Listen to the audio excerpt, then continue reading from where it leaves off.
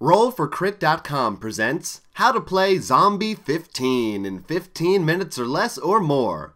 Zombie 15 is the cooperative game of frantic suburban undead warfare published by Iello Games and designed by Guillaume Lemery and Nicholas Schlewitz. Players work together to complete a goal such as reaching a destination or killing a number of zombies before your 15 minutes is up. If you fail to complete your objective before time runs out, you win!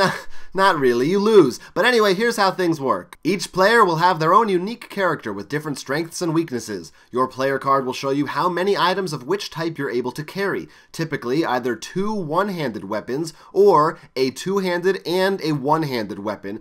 Plus, you get one light item. If at any time you pick up a heavy object, the heavy object card goes on top of your other weapons. You can't use them until you drop the heavy object. It's heavy. When you're ready to start, you'll play a 15-minute track from the included compact disc. Depending on your difficulty level, you might hear a zombie growl once in a while. Every time you hear that growl, the player whose turn it is must draw the top card of the zombie deck. They then place the number of zombies on that card in the streets of their current tile. It's scary. Anyway, here's how your turn goes.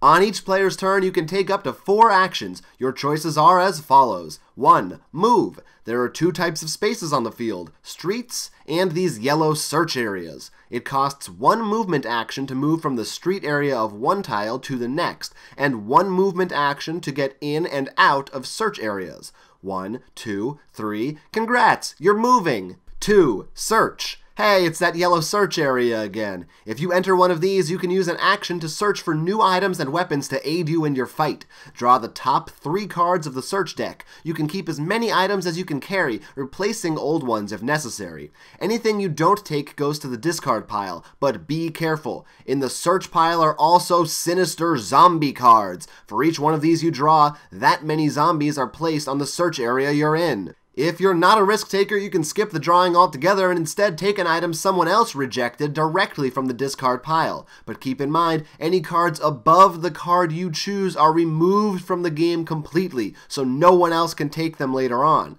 And finally, if there's a search token on your space, you can take that as your search action. Search tokens could be keys to get past locked doors or the promise of bonus items at the end of the round.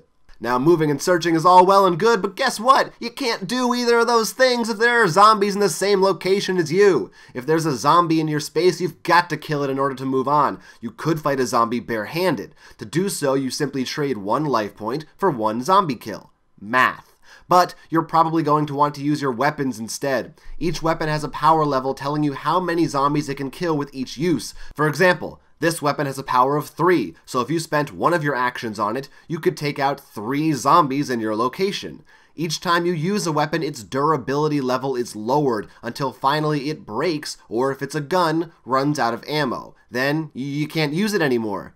Weapons also have noise ratings. Every time you use a weapon, you must put a number of zombies equal to the noise rating in what's commonly referred to as the horde box. Remember how I told you that every time you heard a growl, you had to draw a zombie card? Well, some of those zombie cards say horde on them. That means you dump the entire horde box onto your current location. So if you've been using a lot of noisy weapons, things can get ugly quick. If you kill all the zombies on your space, good for you. Move on with your life. If you're unable to at the end of your turn, you check your weapon's fending off values, the little stop sign number here. As long as the combined total of your weapon's fending values and the values of everyone else's weapons on that tile is equal to or greater than the total number of zombies on that tile, you're safe. Otherwise, you fall down, and you lose a life point. On your next turn, it costs you 1 action just to get back up again, so be careful. If a character's life points reach 0, they become unconscious. Another player will need to pick them up as if they were a heavy object and carry them to the goal.